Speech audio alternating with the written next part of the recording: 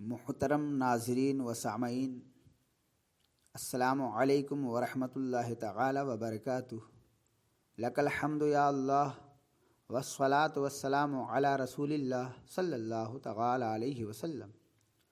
آپ حضرات کا ایک بار پھر سے بیوٹیفل اسلامک معلومات چینل میں تہہ دل سے استقبال ہے۔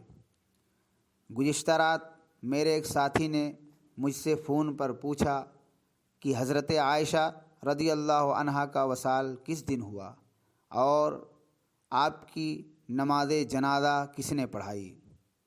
تو جواب پیش خدمت ہے۔ حضرت عائشہ رضی اللہ عنہا کا وصال بروز منگل 17 رمضان المبارک سن 58 ہجری ہے، اور آپ کی نماز جنازہ صحابی رسول حضرت ابو ہریرہ رضی اللہ عنہ نے پڑھائی۔